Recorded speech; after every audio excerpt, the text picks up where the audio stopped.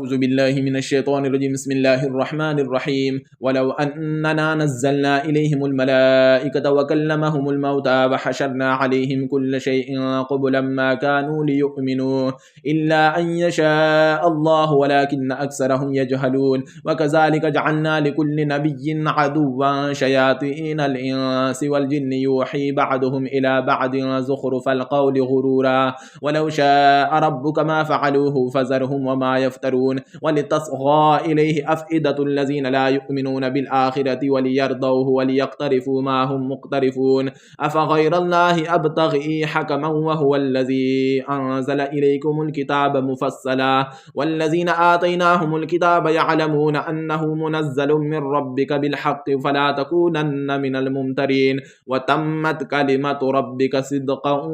وعدلا لا مبدل لكلماته وهو السميع العليم. وإن تطع أكثر من في الأرض يدلوك عن سبيل الله إن يتبعون إلا الظن وإن هم إلا يخرصون. إن ربك هو أعلم من يدل عن سبيله وهو أعلم بالمهتدين. فكلوا مما ذكر اسم الله عليه إن كنتم بآياته مؤمنين. وما لكم ألا تأكلوا مما ذكر اسم الله عليه وقد فصل لكم ما حرم عليكم إلا ما اضطررتم إليه وإن كثيرا ليضلون بأهوائهم بغير علم إن ربك هو أعلم بالمعتدين. وذروا ظاهر الإثم وباطنه إن الذين يكسبون الإثم سيجزون بما كانوا يقترفون. ولا تأكلوا مما لم يذكر اسم الله عليه وإنه لفسق وإن الشياطين ليوحون إلى أوليائهم ليجادلوكم وإن أطعتموهم إنكم لمشركون. أومن كان ميتا فأحييناه وجعلنا له نورا يمشي به في الناس كمن مثله في الظلمات ليس بخارج منها كذلك زين للكافرين ما كانوا يعملون. وكذلك جعلنا في كل قرية أكابر مجرميها ليمكروا فيها وما يمكرون إلا بأنفسهم وما يشعرون. وإذا جاءتهم آية قالوا لن نؤمن حتى نؤتى مثل ما أوتي رسل الله الله أعلم حيث يجعل رسالته سيصيب الذين أجرموا صغار عند الله وعذاب شديد بما كانوا يمكرون. فمن يرد الله أن يهديه يشرح صدره للإسلام ومن يرد أن يضله يجعل صدره ضيقا حرجا كأنما يصعد في السماء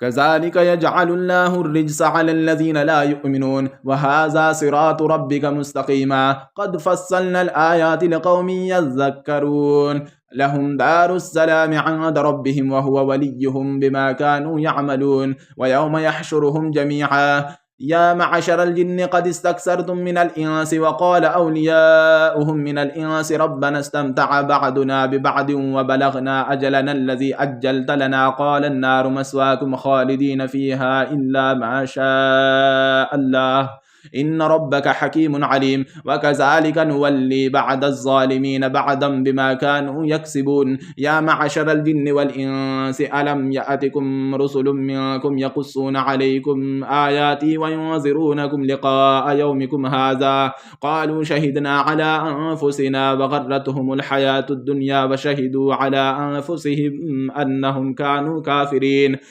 ذلك أن لم يكن ربك مهلك القرى بظلم وأهلها غافلون ولكل درجات مما عملوا وما ربك بغافل عما يعملون. وربك الغني ذو الرحمة إن يشأ يذهبكم ويستخلف من بعدكم ما يشاء كما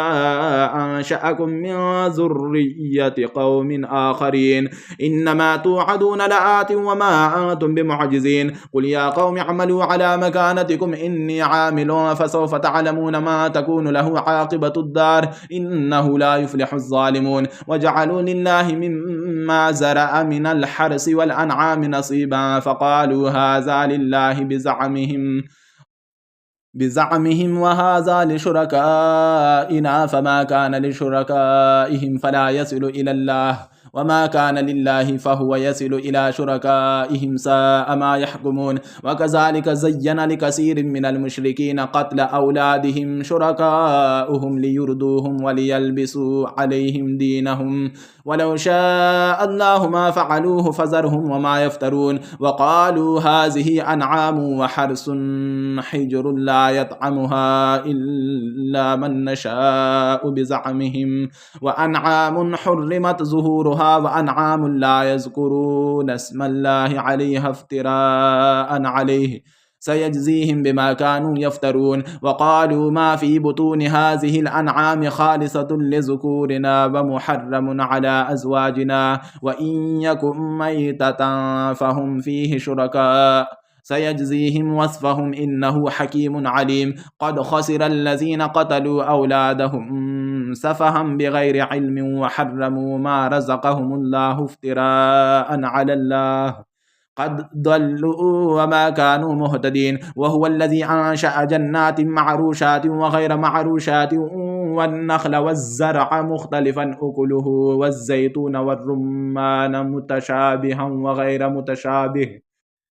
كلوا من ثمره إذا أثمر وآتوا حقه يوم حصاده ولا تسرفوا إنه لا يحب المسرفين ومن الأنعام حمولة وفرشا كلوا مما رزقكم الله ولا تتبعوا خطوات الشيطان إنه لكم عدو مبين 8 أزواج من الضأن 2 ومن المعز 2 قل الذكرين حرم أم الأنثيين أما اشتملت عليه أرحام الأنثيين نبئوني بعلم إن كنتم صادقين ومن الإبل 2 ومن البقر 2 قل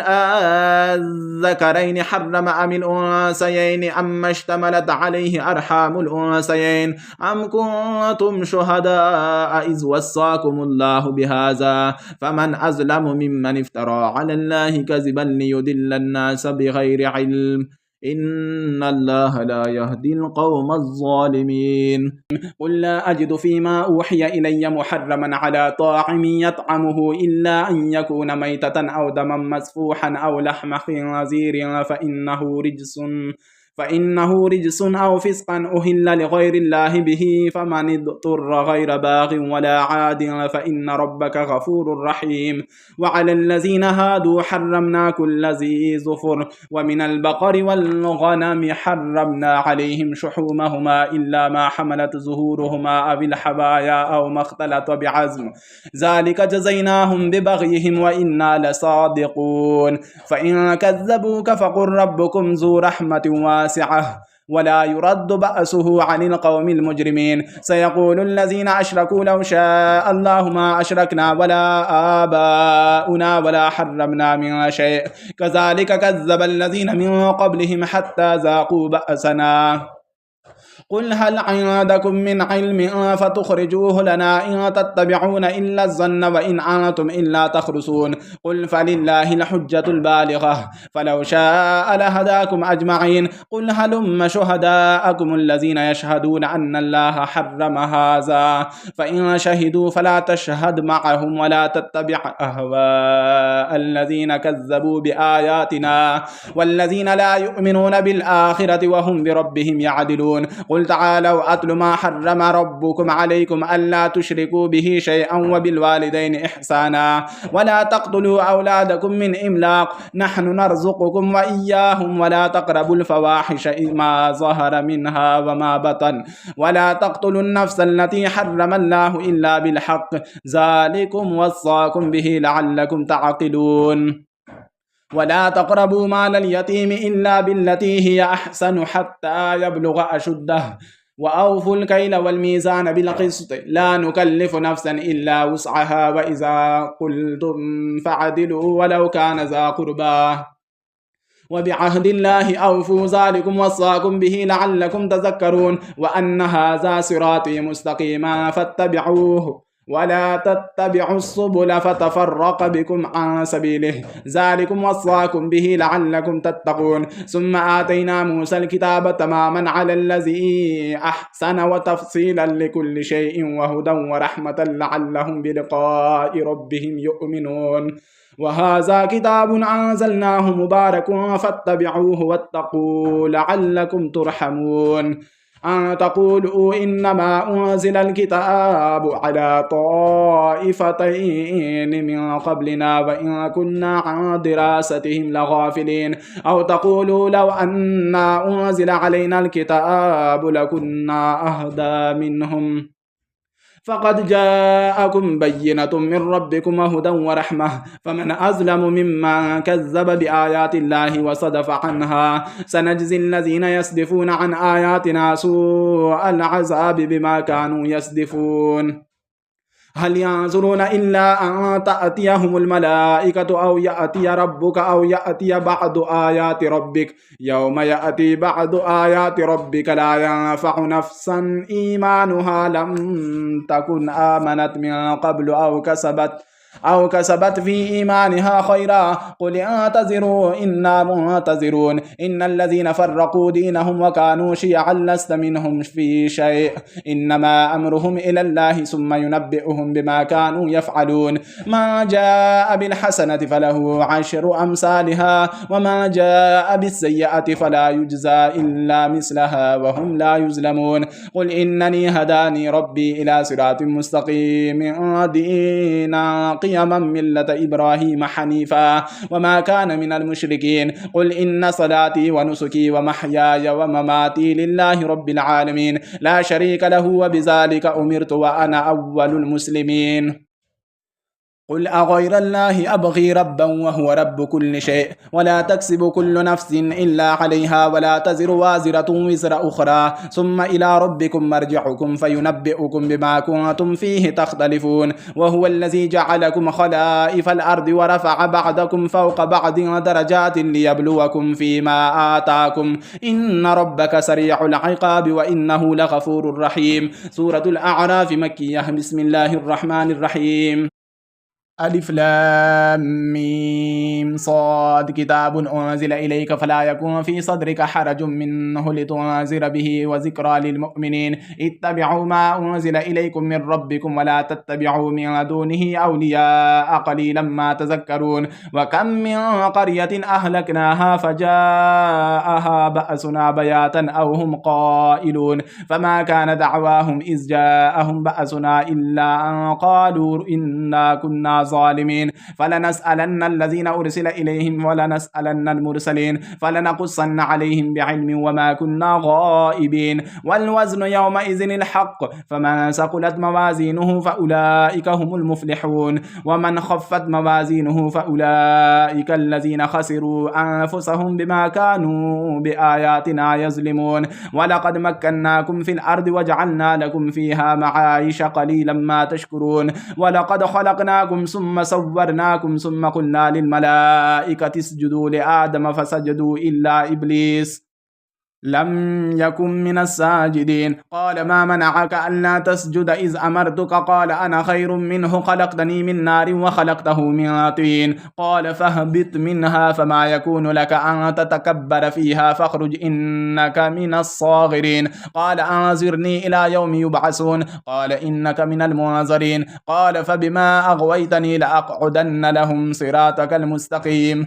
ثم لآتينهم من بين أيديهم ومن خلفهم وعن أيمانهم وعن شمائلهم ولا تجد أكثرهم شاكرين قال اخرج منها مذءوما مدحورا لمن تبعك منهم لأملأن جهنم منكم أجمعين ويا آدم اسكن أنت وزوجك الجنة فكلا من حيث شئتما ولا تقربا هذه الشجرة فتكونا من الظالمين فوسوس لهما الشيطان ليبدي لهما ما وري عنهما من سوآتهما وقال ما نهاكما ربكما عن هذه الشجرة إلا أن تكونا ملكين أو تكونا من الخالدين وقاسمهما إني لكما لمن الناصحين فدلاهما بغرور فلما ذاقا الشجرة بدت لهما سوآتهما وطفقا يخصفان عليهما من ورق الجنة وناداهما ربهما ألم أنهكما عن تلكما الشجرة وأقل لكما إن الشيطان لكما عدو مبين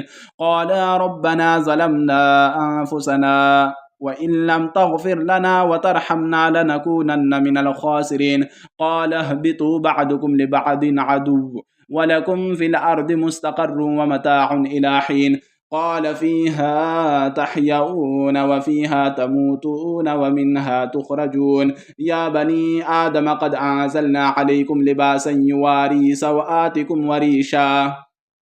ولباس التقوى ذلك خير ذلك من آيات الله لعلهم يذكرون يا بني آدم لا يفتننكم الشيطان كما أخرج أبويكم من الجنة ينزع عنهما لباسهما ليريهما سوآتهما إنه يراكم هو وقبيله من حيث لا ترونهم إنا جعلنا الشياطين أولياء للذين لا يؤمنون وإذا فعلوا فاحشة قالوا وجدنا عليها آباءنا والله أمرنا بها قل إن الله لا يأمر بالفحشاء أتقولون على الله ما لا تعلمون قل أمر ربي بالقسط وأقيموا وجوهكم عند كل مسجد وادعوه مخلصين له الدين كما بدأكم تعودون فريقا هدى وفريقا حق عليهم الضلالة إنهم اتخذوا الشياطين أولياء من دون الله ويحسبون أنهم مهتدون يا بني آدم خذوا زينتكم عند كل مسجد وكلوا واشربوا ولا تسرفوا إنه لا يحب المسرفين قل من حرم زينة الله التي أخرج لعباده والطيبات من الرزق قل هي للذين آمنوا في الحياة الدنيا خالصة يوم القيامة كذلك نفصل الآيات لقوم يعلمون قل إنما حرم ربي الفواحش ما ظهر منها وما بطن والإثم والبغي بغير الحق وأن تشركوا بالله ما لم ينزل به سلطانا وأن تقولوا على الله ما لا تعلمون ولكل أمة أجل فإذا جاء أجلهم لا يستأخرون ساعة ولا يستقدمون يا بني آدم إما يأتينكم رسل منكم يقصون عليكم آياتي فمن اتقى وأصلح فلا خوف عليهم ولا هم يحزنون والذين كذبوا بآياتنا واستكبروا عنها أولئك أصحاب النار هم فيها خالدون فمن أظلم ممن افترى على الله كذبا أو كذب بآياته أولئك ينالهم نصيبهم من الكتاب حتى إذا جاءتهم رسلنا يتوفونهم قالوا أين ما كنتم تدعون من دون الله قالوا ضلوا عنا وشهدوا على أنفسهم أنهم كانوا كافرين قال ادخلوا في قد خلت من قبلكم من الجن والإنس في النار كلما دخلت أمة لعنت أختها حتى إذا اداركوا فيها جميعا قالت أخراهم لأولاهم ربنا هؤلاء أضلونا فآتهم عذابا ضعفا من النار قال لكل ضعف ولكن لا تعلمون وقالت أولاهم لأخراهم فما كان لكم علينا من فضل فذوقوا العذاب بما كنتم تكسبون إن الذين كذبوا بآياتنا واستكبروا عنها لا تفتح لهم أبواب السماء ولا يدخلون الجنة حتى يلج الجمل في سم الخياط وكذلك نجزي المجرمين لهم من جهنم مهاد ومن فوقهم غواش وكذلك نجزي الظالمين والذين آمنوا وعملوا الصالحات لا نكلف نفسا إلا وسعها أولئك أصحاب الجنة هم فيها خالدون ونزعنا ما في صدورهم من غل تجري من تحتهم الأنهار وقالوا الحمد لله الذي هدانا لهذا وما كنا لنهتدي لولا أن هدانا الله لقد جاءت رسل ربنا بالحق ونودوا أن تلكم الجنة أورثتموها بما كنتم تعملون ونادى أصحاب الجنة أصحاب النار أن قد وجدنا ما وعدنا ربنا حقا فهل وجدتم ما وعد ربكم حقا قالوا نعم فأذن مؤذن بينهم اللعنة الله على الظالمين الذين يصدون عن سبيل الله ويبغونها عوجا وهم بالآخرة كافرون وبينهما حجاب وعلى الأعراف رجال يعرفون كلا بسيماهم ونادوا أصحاب الجنة أن سلام عليكم لم يدخلوها وهم يطمعون وإذا صرفت أبصارهم تلقاء أصحاب النار قالوا ربنا لا تجعلنا مع القوم الظالمين ونادى أصحاب الأعراف رجالا يعرفونهم بسيماهم قالوا ما أغنى عنكم جمعكم وما كنتم تستكبرون هؤلاء الذين أقسمتم لا ينالهم الله برحمة ادخلوا الجنة لا خوف عليكم ولا أنتم تحزنون ونادى أصحاب النار أصحاب الجنة أن أفيدوا علينا من الماء أو مما رزقكم الله قالوا إن الله حرمهما على الكافرين الذين اتخذوا دينهم لهوا ولعبا وغرتهم الحياة الدنيا فاليوم ننساهم كما نسوا لقاء يومهم هذا وما كانوا بآياتنا يجحدون ولقد جئناهم بكتاب فصلناه على علم هدى ورحمة لقوم يؤمنون هل ينظرون إلا تأويله يوم يأتي تأويله يقول الذين نسوه من قبل قد جاءت رسل ربنا بالحق فهل لنا من شفعاء فيشفعوا لنا أو نرد فنعمل غير الذي كنا نعمل قد خسروا أنفسهم وضل عنهم ما كانوا يفترون إن ربكم الله الذي خلق السماوات والأرض في 6 أيام ثم استوى على العرش يغشي الليل النهار يطلبه حسيسا والشمس والقمر والنجوم مسخرات بأمره ألا له الخلق والأمر تبارك الله رب العالمين ادعوا ربكم تضرعا وخفية إنه لا يحب المعتدين ولا تفسدوا في الأرض بعد إصلاحها وادعوه خوفا وطمعا إن رحمة الله قريب من المحسنين وهو الذي يرسل الرياح بشرا بين يدي رحمته حتى إذا أقلت سحابا ثقالا سقناه لبلد ميت فأنزلنا به الماء فأخرجنا به من كل الثمرات كذلك نخرج الموتى لعلكم تذكرون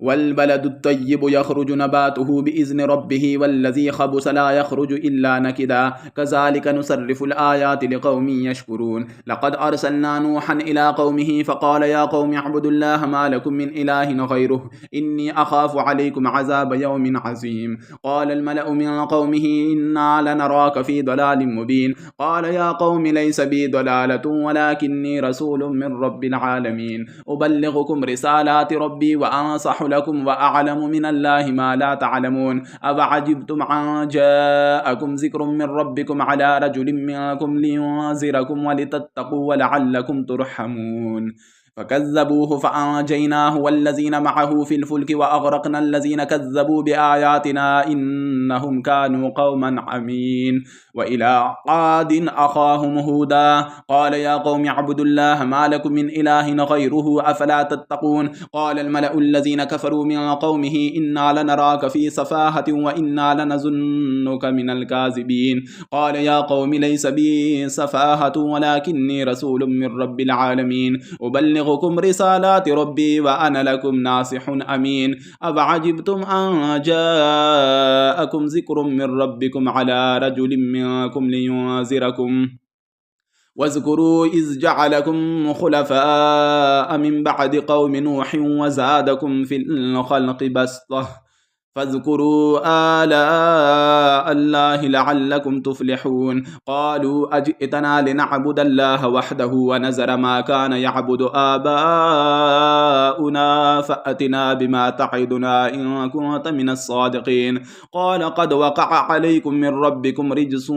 وغضب أتجادلونني في أسماء سميتموها أنتم وآباؤكم ما نزل الله بها من سلطان فانتظروا إني معكم من المنتظرين فأنجيناه والذين معه برحمة منا وقطعنا دابر الذين كذبوا بآياتنا وما كانوا مؤمنين وإلى ثمود أخاهم صالحا قال يا قوم اعبدوا الله ما لكم من إله غيره قد جاءتكم بينة من ربكم هذه ناقة الله لكم آية فذروها تأكل في أرض الله ولا تمسوها بسوء فيأخذكم عذاب أليم واذكروا إذ جعلكم خلفاء من بعد عاد وبوأكم في الأرض تتخذون من سهولها قصورا وتنحتون الجبال بيوتا فاذكروا آلاء الله ولا تعثوا في الأرض مفسدين قال الملأ الذين استكبروا من قومه للذين استضعفوا لمن آمن منهم أتعلمون أن صالحا مرسل من ربه قالوا إنا بما أرسل به مؤمنون قال الذين استكبروا إنا بالذي آمنتم به كافرون فعقروا الناقة وعتوا عن أمر ربهم وقالوا يا صالح ائتنا بما تعدنا إن كنت من المرسلين فأخذتهم الرجفة فأصبحوا في دارهم جاثمين فتولى عنهم وقال يا قوم لقد أبلغتكم رسالة ربي ونصحت لكم ولكن لا تحبون الناصحين ولوطا إذ قال لقومه أتأتون الفاحشة ما سبقكم بها من أحد من العالمين إنكم لتأتون الرجال شهوة من دون النساء بل أنتم قوم مسرفون وما كان جواب قومه إلا أن قالوا أخرجوهم من قريتكم إنهم أناس يتطهرون فأنجيناه وأهله إلا امرأته كانت من الغابرين وأمطرنا عليهم مطرا فانظر كيف كان عاقبة المجرمين وإلى مدين أخاهم شعيبا قال يا قوم اعبدوا الله ما لكم من إله غيره قد جاءتكم بينة من ربكم فأوفوا الكيل والميزان ولا تبخسوا الناس أشياءهم ولا تفسدوا في الأرض بعد إصلاحها ذلكم خير لكم إن كنتم مؤمنين ولا تقعدوا بكل صراط توعدون وتصدون عن سبيل الله من آمن به وتبغونها عوجا واذكروا إذ كنتم قليلا فكسركم وانظروا كيف كان عاقبة المفسدين وإن كان طائفة منكم آمنوا بالذي أرسلت به وطائفة لم يؤمنوا فاصبروا حتى يحكم الله بيننا وهو خير الحاكمين صدق الله العظيم.